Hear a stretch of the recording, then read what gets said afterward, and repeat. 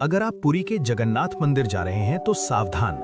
मंदिर के सिंह द्वार से अंदर जाते ही जो 22 पहाचा यानी 22 सीढ़ियां आती हैं, उनमें एक बहुत बड़ा रहस्य छिपा है। अगर आपने लौटते समय तीसरी सीढ़ी पर गलती से भी पैर रख दिया तो आपके दर्शन का सारा पुण्य उसी पल शून्य हो जाएगा। आखिर ऐसा क्यों?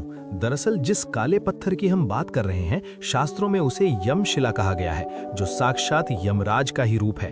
अब सवाल ये उठता है कि मृत्यु के देवता यमराज भगवान के घर की सीढ़ियों पर पत्थर बनकर क्यों लेटे हैं? इसके पीछे एक बहुत ही गहरा कारण है।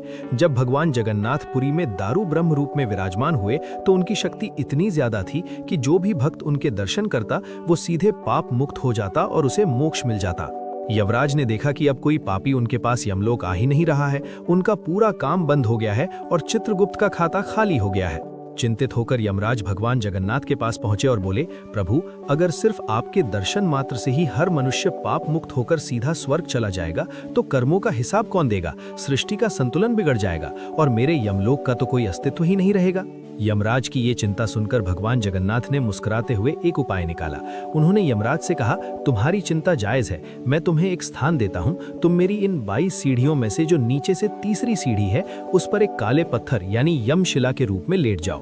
भगवान ने नियम बनाया कि जब कोई भक्त मंदिर के अंदर प्रवेश करेगा और भक्ति भाव में उस तीसरी सीढ़ी पर पैर रखेगा तो वो अनजाने में यमराज यानी मृत्यु के भय को कुचल देगा। यानी अंदर जाते समय उस पत्थर पर पैर रखने से भक्त के सारे पाप वहीं नष्ट हो जाएंगे और वो पवित्र होकर मेरे पास आएगा।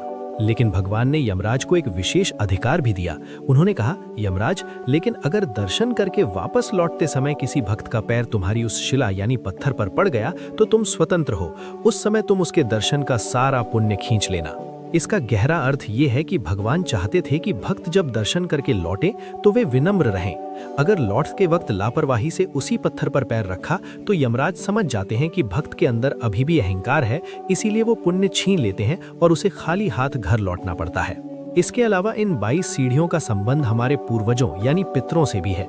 मान्यता है कि पितृगण भी इन्हीं सीढ़ियों पर वास करते हैं। इसीलिए उड़ीसा में लोग अपने बच्चों को इन सीढ़ियों पर लुढ़काते हैं और पिंडदान करते हैं ताकि यमराज और पितृ दोनों शांत रहें। इसलिए अगली बार जब आप पुरी जाएं तो ध्यान रखें, अंदर जाते वक्त उस काले पत्थर पर पैर रखकर पापों को छोड़ना है, लेकिन बाहर आते वक्त उससे बचकर साइड से निकलना है ताकि आपका पुण्य सुरक्षित रहे। जगन्नाथ स्वामी के इस अद्भुत न्याय के लिए कमेंट में जय जगन्नाथ जरूर लिखें।